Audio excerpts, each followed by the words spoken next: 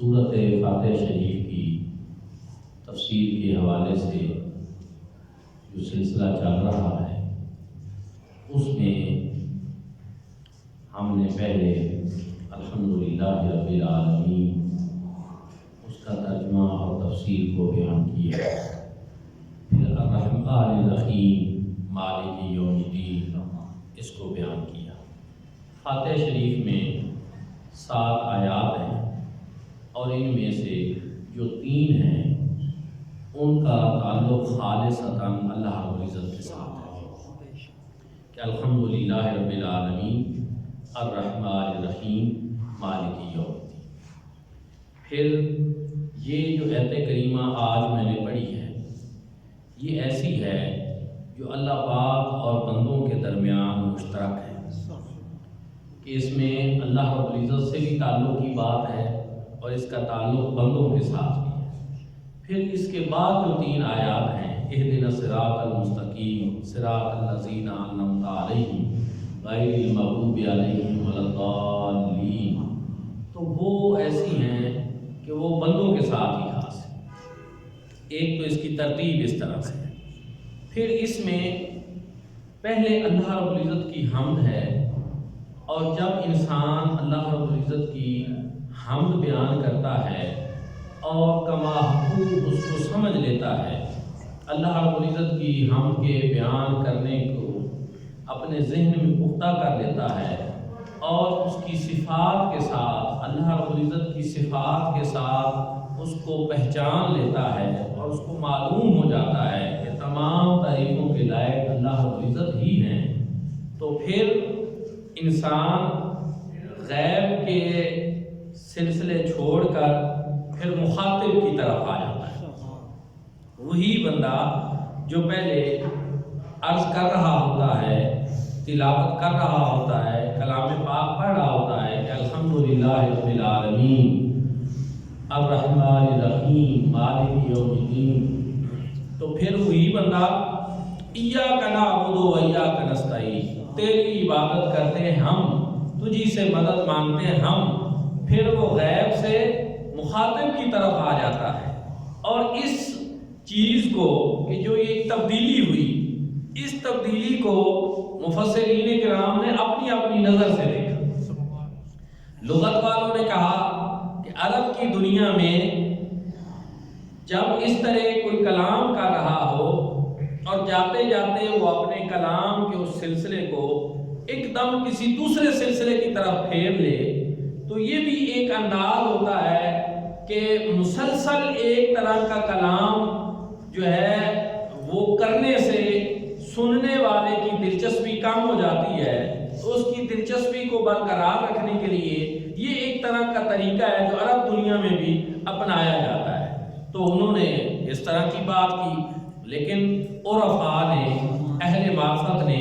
اہل نظر نے، انہوں نے کہا کہ بات یہ ہے کہ جب انسان پہلے اللہ رب العزت کی تعریف کر رہا ہوتا ہے، اس کی حمد و ثنا کر رہا ہوتا ہے اور اس کے اوصاف جو ہیں، اللہ رب العزت کی صفات جو ہیں ان میں پہلے غرق ہوتا ہے اور رب تعالیٰ کی نعمتوں کے مشاہدے کے اندر ہوتا ہے، تو پھر وہ نعمتیں اور وہ ساری چیزیں انسان کو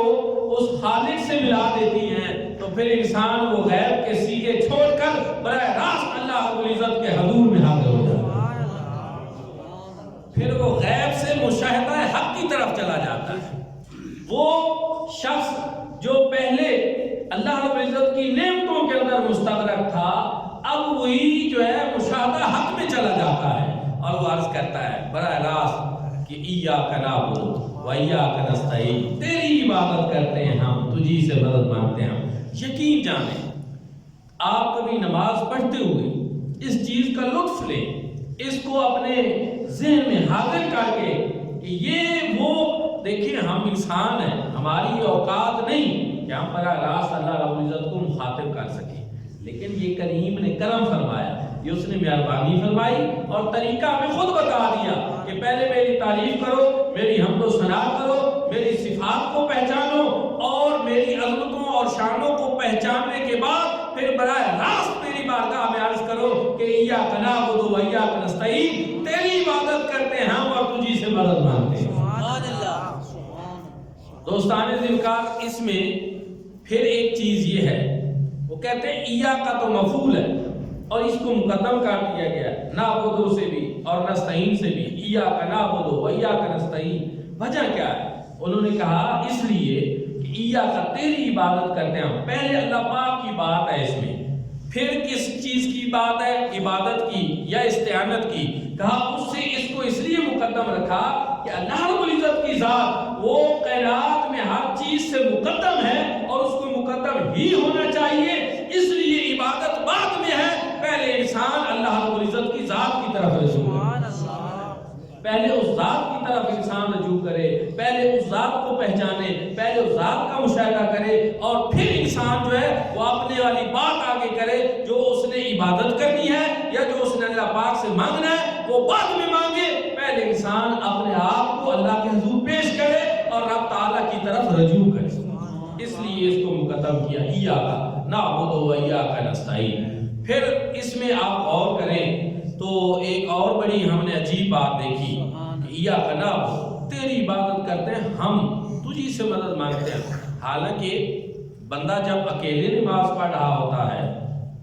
پھر بھی وہ کہتا ہے ایاکا نعبدو و ایاکا نستعین،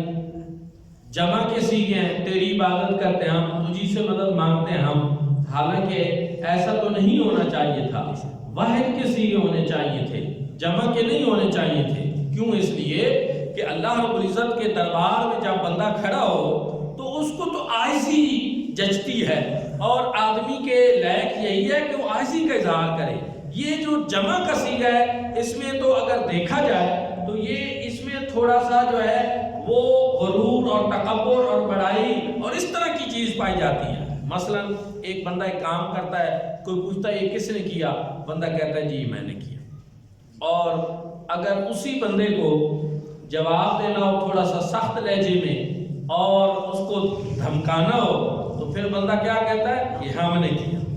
ایک چیز ہے، اب اللہ رب العزت کی بارگاہ میں بندہ کھڑا ہو اور میں کی بجائے کہ ہم تیری عبادت کرتے ہیں، ہم تجھی سے مدد مانگتے ہیں، ہم ایک طرف مدد بھی مانگنا اور ایک طرف پھر کہنا ہم، تو یہ عجیب سی بات ہے۔ پھر یہاں سوال پیدا ہوتا ہے کہ ایسا کیوں ہے؟ تو اس کا جواب بھی مفسرین کرام نے دیا، قاضی بزاوی علیہ رحمہ نے دیا۔ انہوں نے کہا اصل میں یہ ہے کہ حدیث پاک میں چونکہ ہے کہ اکیلے نماز پڑھنے والے کو ایک نماز کا ثواب ملتا ہے، لیکن جب باجماعت نماز پڑھی جاتی ہے تو وہ ثواب زیادہ ہو جاتا ہے، کیونکہ عبادات میں مطلوب یہ ہے کہ اجتماعیت ہو، اجتماعیت اللہ پاک کو زیادہ پسند ہے، اس لیے اللہ رب العزت انفرادی کی بجائے اجتماعی عبادت جو ہے اس کا ثواب بڑھا دیتے ہیں۔ نماز ہوئی ہے، ارکان اس کے وہی ہیں، پڑھا وہی جا رہا ہے، لیکن ثواب میں فرق ہے، کیونکہ اس نے باجماعت پڑھی، اجتماعیت نظر آئی، اس وجہ سے اس کا ثواب بڑھ گیا۔ لیکن اب اگر اکیلا بھی ہے، کسی وجہ سے اس کو جماعت میسر نہیں ہو سکی، سفر میں تھا، کسی اور عارضے کا شکار ہے، اب گھر میں ہے اور اس کو اس بات پہ دکھ اور تکلیف ہے کہ میں تو مسجد میں جانے والا بندہ تھا اور اب میں مسجد میں نہیں جا سکتا، میں بیمار ہوں، مجھے کوئی مسئلہ ہے، کوئی رکاوٹ بن گئی، لیکن دل میں ایک طرف جذبہ شوق، تو کہا گیا کہ کوئی پریشان ہونے کی بات نہیں، ابھی جب تم اکیلے بھی ہو عبادت کر رہے ہو تو پھر بھی تم کہو ایاک نعبدو و ایاک نستعین، کہ تیری عبادت کرتے ہیں ہم، تجھی سے مدد مانگتے ہیں ہم، اس لیے کیوں کہ جب تم اس طرح عرض کر رہے ہو تو تم اپنے ذہن میں یہ بات لاؤ کہ اللہ رب العزت کی بارگاہ میں فقط میری نماز نہیں، وہاں محبوبان بارگاہ اور مقبول بارگاہ جو ہیں ان کی عبادات جب اللہ کے حضور پیش ہوں گی تو میری عبادت بھی ان میں ملا کر پیش کی جائے۔ سبحان اللہ، یہ تم ذہن میں رکھو اور اس طرح کا سوچو۔ کیوں؟ اس لیے قاضی بزاوی علیہ الرحمہ نے حدیث پاک کا حوالہ دیا، اس لیے کہ لعل تقبلها وتجابها الیک، کہ تاکہ ان محبوب اور مقبول بندوں کی عبادات کو دیکھتے ہوئے اللہ رب العزت تیری عبادت کو بھی قبول اور منظور کرے۔ اس کو میں ایک سادہ مثال کے ذریعے بھی آپ کو سمجھا سکتا ہوں۔ آپ کا جنوبی پنجاب میں ایک دوست ہو اور ابھی گرمیوں میں آموں کا سیزن آئے گا اور وہ آپ کی طرف آم بھیجے، یا ابھی کی بات کرنی ہے تو کوٹ مومن میں، سرگودا میں، بڑوال میں آپ کا کوئی دوست ہو اور وہ کنون کی ایک پیٹی آپ کی طرف بھیج دے، وہ تحفے میں آپ کی طرف بھیجے، وہ آپ کو ملے اور راستے میں آنے کی وجہ سے 2 4 دانے اس میں خراب بھی ہو جائیں تو آپ جب وہ پیٹی قبول کریں گے تو وہ سارے کے سارے کینوں قبول کریں گے یا اس میں سے وہ خراب نکال کر اس کی طرح واپس بھیجیں گے؟ سارے قبول، سارے قبول۔ سارے۔ اخلاق کا تقاضا یہی ہے، اچھی بات یہی ہے۔ اگر آپ ایسا کرتے ہیں کہ اس میں سے خراب نکال کر واپس بھیجتے ہیں نا، کہنے والے کہیں گے کم ظرفی کا مظاہرہ کیا۔ یہ اعلیٰ اخلاق کا مظاہرہ نہیں ہے کہ جب دینے والے نے اتنی محبت سے بھیجا، وہ چیزیں دی تو کوئی چیزیں خراب ہو بھی جاتی ہیں تو چاہیے یہ نہیں تھا کہ آپ واپس بھیجیں، سب کو قبول کرنا۔ دوست کی طرف سے بھیجا ہوا تحفہ ہے، سب کو قبول کیا جاتا ہے۔ میرے بھائیوں اور دوستوں، اللہ رب العزت نے فرشتوں کو کیوں فرمایا کہ کسی کی اکیلے عبادت کو میری بارگاہ میں نہ لانا؟ اس لیے کہ جہاں حضور علیہ السلام کے امتی صالحین ہوں گے، متقی ہوں گے، پارسا ہوں گے اور عبادت بڑے خشوع اور خضوع کے ساتھ کریں گے تو وہاں کچھ میرے جیسے گناہگار بھی ہوں گے، ان کی عبادت معمولی درجے کی ہوگی، لیکن چونکہ میرے محبوب کا کلمہ پڑھ رکھا ہے اس لیے کسی بھی گناہگار کی عبادت کو بھی میری بارگاہ میں اکیلے مت لانا، میرے محبوب اور مقبول بندوں کی عبادت میں ملا کر میری بارگاہ میں پیش کرنا، تاکہ میں اپنے ان محبوب اور مقبول بندوں اور ان دوستوں کا تحفہ دیکھتے ہوئے سب کی عبادت کو قبول کروں، کامل عبادات کو بھی قبول کر لوں اور ان میں جو ناقص عبادات ہیں وہ بھی قبول کر لوں۔ اپنے دوستوں اور محبوبوں کے تحفے میں یہ ساری چیزیں جو ہیں وہ میں قبول کر لوں۔ دوستانی ذکر، اس سے ایک اور چیز کا بھی پتہ چلا کہ جو لوگ یہ کہتے ہیں کہ نماز میں اگر نبی کا خیال آ جائے تو نماز باطل ہو جاتی ہے، ان کا یہ کہنا اس لیے باطل ہے کہ یہاں تو ہمیں یہ تعلیم کی دی جا رہی ہے کہ اگر تم اکیلے نماز پڑھ رہے ہو تو تم یہ نہ سمجھو کہ میری یہ نماز اکیلے رب کی بارگاہ میں پیش ہوگی، بلکہ محبوب اور مقبول بندوں کی عبادات میں ملا کر پیش کی جائے گی اور ان کے توسل سے اور ان کے وسیلے سے میری عبادت بھی جو ہے وہ قبول ہو جائے۔ تو پھر خیال آنا تو لازمی ٹھہرا، پھر تو یقینی طور پر اللہ کے محبوب اور مقبول بندوں کا خیال آیا۔ تو یاد رکھیں، جو خیال باطل ہے جس سے نماز ٹوٹتی ہے وہ اللہ کے علاوہ عبادت میں کسی اور کو الہ سمجھ کر جو ہے اس کا خیال لانا، اس سے عبادت ٹوٹ جاتی ہے، عبادت ختم ہو جاتی ہے اور شرک ہو جاتا ہے۔ لیکن کون ایسا ہے جو اللہ کے محبوب اور مقبول بندوں کو الہ سمجھتا ہے؟ کون ایسا ہے جو ان کو خدا سمجھتا ہے؟ کون ایسا ہے جو ان کو معبود سمجھتا ہے؟ سارے یہی سمجھتے ہیں کہ اللہ کے سوا معبود نہیں، بلکہ کیا اللہ کے محبوب ہیں، اللہ کے مقبول بندے ہیں، یہ اللہ کے دوست ہیں اور اللہ کے ولی ہیں۔ فرمایا ایاک نعبد و ایاک نستعین، تیری عبادت کرتے ہیں ہم اور تجھی سے مدد مانگتے ہیں۔ پھر ایک اور چیز، مدد مانگنی کس بارے میں ہے؟ اس بارے میں مفسرین کرام نے کہا کہ ایک تو کوئی چیز واضح نہیں کی گئی کہ کس بارے میں مدد مانگنے کی بات ہے۔ ساری چیزیں، سارے امور، چھوٹے یا بڑے، انسان ان میں اللہ رب العزت سے مدد مانگے۔ دوسرا انہوں نے کہا کیونکہ عبادت میں جب بندہ ہوتا ہے، نماز میں ہوتا ہے، تو بالخصوص یہاں پر عبادت میں مدد مانگنا بھی ہے، بالخصوص، لیکن سارے امور بھی ہیں بالعموم۔ اب ایک غور کریں، آپ توجہ فرمائیں کہ بندہ پڑھ نماز رہا اور پھر وہ کہے کہ تیری عبادت کرتے ہیں ہم، تجھی سے مدد مانگتے ہیں ہم، اور عبادت میں مدد مانگے اللہ سے، اور عبادت تو وہ کر رہا ہے۔ اب کس چیز کی مدد مانگی جا رہی ہے؟ عبادت کے لیے مدد مانگنی تھی تو عبادت تو کرنے آ گیا ہے، نماز اس نے شروع کر دی ہے اور اس میں وہ کہہ رہا ہے ایاک نعبد و ایاک نستعین، تو پھر یہ ایسا کیوں ہے؟ انہوں نے کہا یہ اس لیے ہے کہ اللہ رب العزت کی بارگاہ سے عبادت پر بھی مدد اس لیے مانگی جا رہی ہے کہ رب تعالیٰ نے ہمیں ایک طریقہ بتایا ہے، رب تعالیٰ نے ہمیں ایک طریقہ بتایا ہے کہ مجھ سے اگر مانگنا ہے تو ایسے نہیں کہ پہلے ہی مجھ سے مانگو، نہیں، پہلے میری بارگاہ میں عبادت کرو،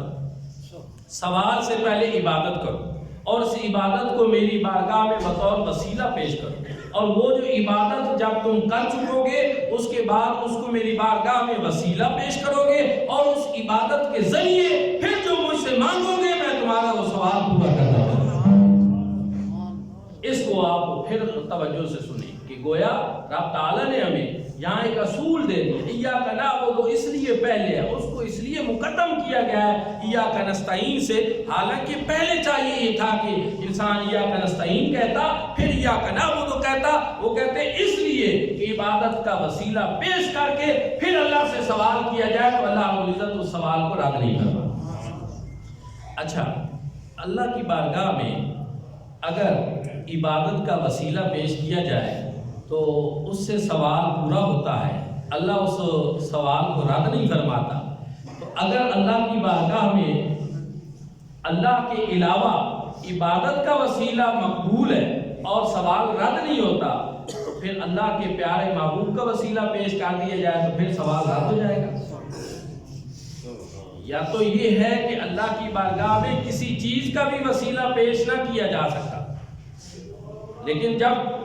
قرآن کی اسی آیت کریمہ سے پتہ چلا، مفسرین کرام نے یہاں نقطہ ہی یہی بیان کیا۔ قاضی بیضاوی علیہ رحمہ نے تفسیر بیضاوی میں یہاں پر نقطہ بھی یہی بیان کیا کہ ایاک نعبد ایاک نستعین سے اس کو مقدم کرنا، اس کی وجہ یہ ہے کہ پہلے بندہ اللہ کے حضور اپنی عبادت کا تحفہ پیش کر لے، اللہ رب العزت کی بارگاہ میں وسیلہ پیش کر لے، اور ایاک نستعین سوال بعد میں کرے، تاکہ اللہ رب العزت سے مانگنے کا یہ انداز جو ہے جو رب نے ہمیں بتایا ہے وہ پورا ہو جائے کہ مانگنے سے پہلے اللہ سے پہلے کوئی نہ کوئی وسیلہ پیش کیا۔ جب عبادت کا وسیلہ پیش کرنا اللہ کی بارگاہ میں جائز ہے اور اس کے بعد سوال رد نہیں ہوتا تو پھر مجھے کہنے دیجئے پھر حضور نبی کریم صلی اللہ علیہ وآلہ وسلم کا وسیلہ پیش کیا جائے، یا اللہ کے محبوب اور مقبول بندوں کا وسیلہ پیش کیا جائے، یا درود شریف، کلمہ شریف، قرآن پاک پڑھ کر پھر جو دعا مانگی جائے وہ بھی رد نہیں ہوتی۔ اللہ رب العزت اس وسیلوں کو دیکھتے ہوئے اس دعا کو بھی قبول فرمائے۔ یہی وجہ ہے ہمارے بزرگوں کے جو معمولات ہیں، اہل سنت کے، مشائخ کے، بزرگوں کے، صوفیاء کے، انہوں نے کبھی ایسے نہیں دعا شروع کر دی، پہلے وہ کچھ نہ کچھ پڑھتے ہیں، ذکر کرتے ہیں، درود پاک پڑھتے ہیں، اور پھر اس کے اوپر ایک چیز اور ذہن میں رکھنا کہ جب اس طرح کی ہم کوئی چیز بیان کرتے ہیں تو وہ کسی ایک جگہ سے ہی صرف ثابت نہیں ہو رہی ہوتی، پھر اس کے اوپر قرآن و سنت کے الگ دلائل بھی موجود ہوتے ہیں، کہ جیسا کہ قرآن پاک میں اللہ تعالیٰ نے ارشاد فرمایا کہ جب تم نماز پڑھ چکو تو پھر کیا کرو، فَإِذَا فَرَغْتَ فَانْصَبْ وَإِلَىٰ رَبِّكَ فَارْغَب، جب تم نماز پڑھ چکو تو پھر کچھ نہ کچھ دیر بیٹھ کر اللہ کا ذکر بھی کرو، پھر اللہ رب العزت سے دعا مانگو۔ پھر ایک حدیث پاک میں ایک صحابی آیا، اس نے نماز پڑھی اور پھر اس نے دعا مانگنا شروع کر دی، اور حضور علیہ السلام نے اس کو ارشاد فرمایا کہ تیری دعا قبول نہیں ہوئی، بلکہ تو نماز پڑھ، نماز پڑھنے کے بعد پھر تو کچھ دیر اللہ رب العزت کی حمد و ثنا کر، پھر میرے اوپر درود پڑھ، اور پھر تو جو چاہے وہ اللہ سے مانگ لے، اللہ رب العزت تجھے عطا ہوگا۔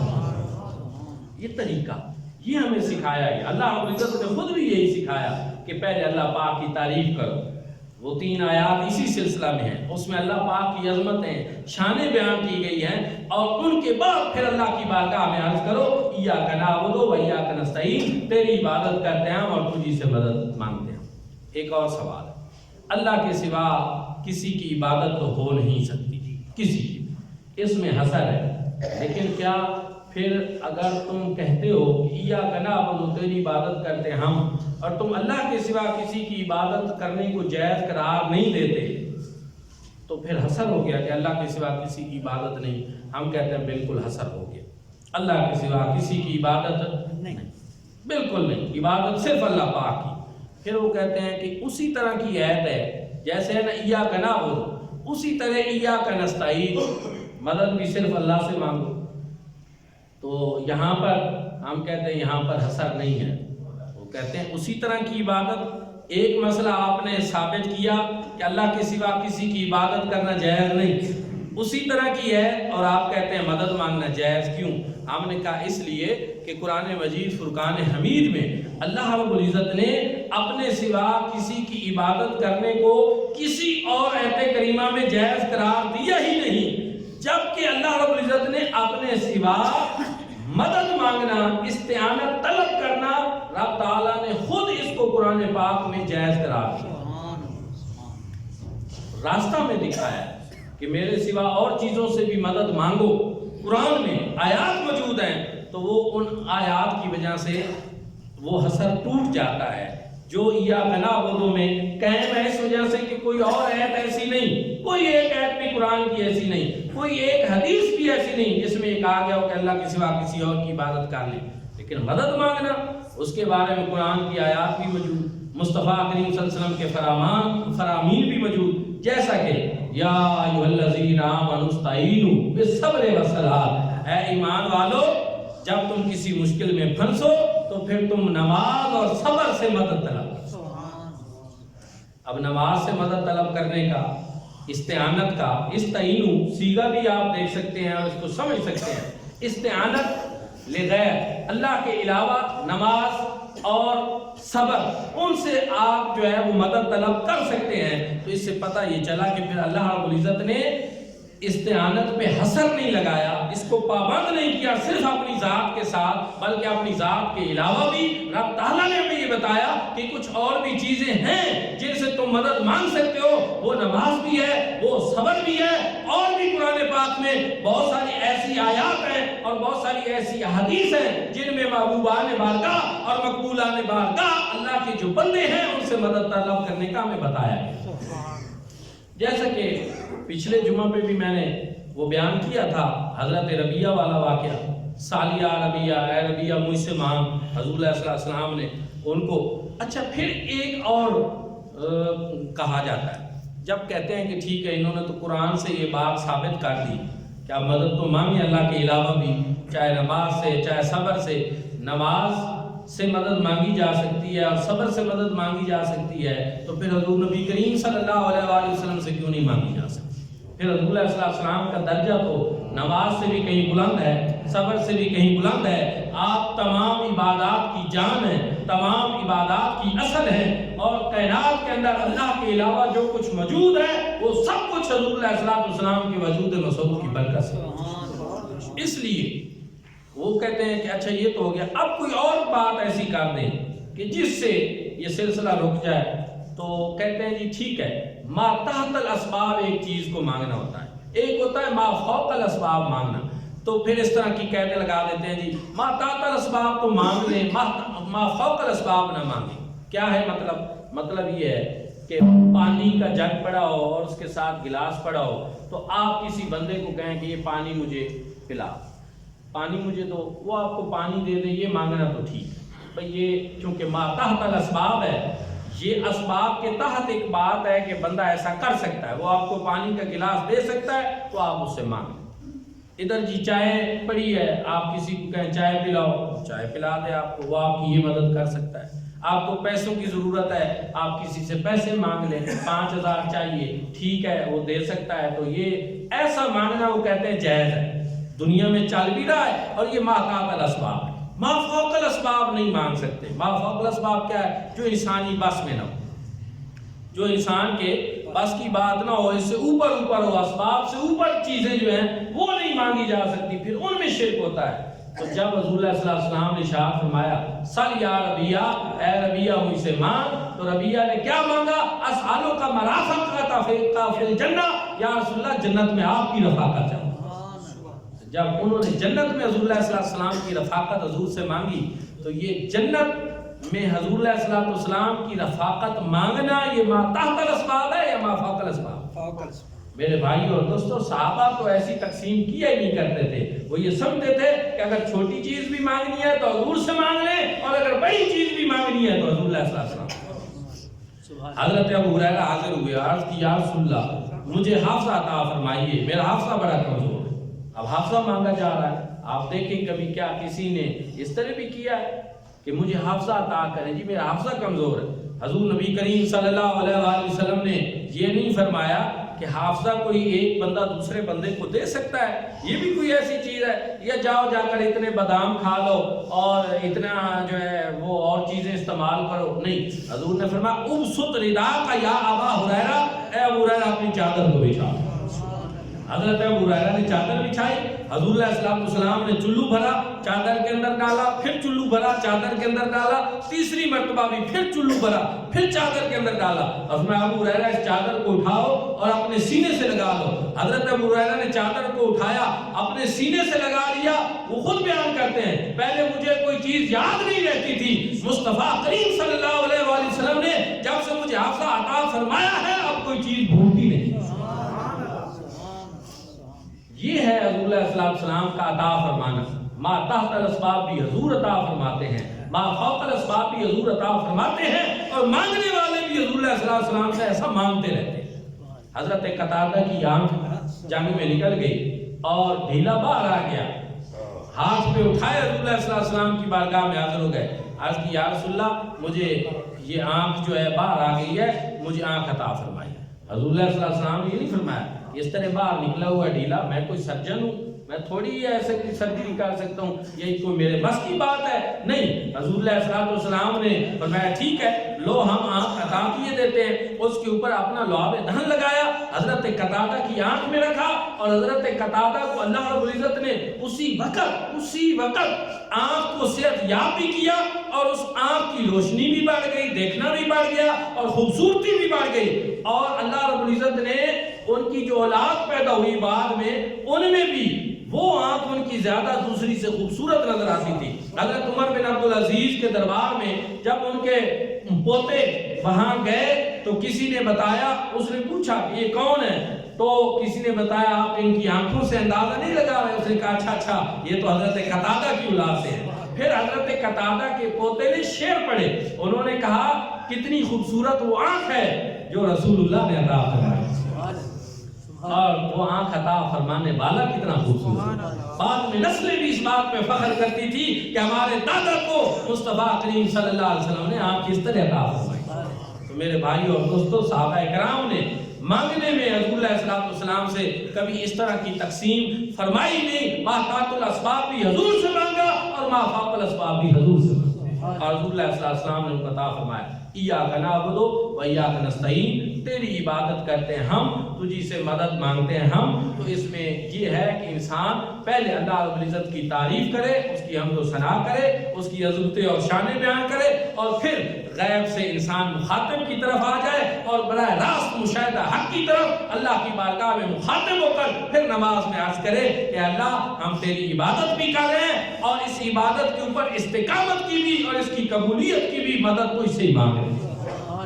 تو انشاءاللہ اس کے اوپر باقی بھی جو ہے یہ آیت کریمہ جو ہیں فاتحہ کی ساتھ، تین کا تعلق اللہ رب العزت کے ساتھ، یہ ایک ایسی تھی جو اللہ اور بندوں کے درمیان مشترک ہے، اور پھر تین اس کی آیات ایسی ہیں جن کا تعلق خالصتاً بندوں کے ساتھ۔ وہ انشاءاللہ آئندہ جمعۃ المبارک کے موقع پر اہدنا الصراط المستقیم صراط الذین انعمت علیہم غیر المغضوب علیہم ولا الضالین، انشاءاللہ آمین، اس کا ترجمہ تفسیر وہ بیان کریں گے۔ دعا ہے کہ اللہ کریم آپ اور میں ہم سب کو عمل کی بھی توفیق عطا فرمائے۔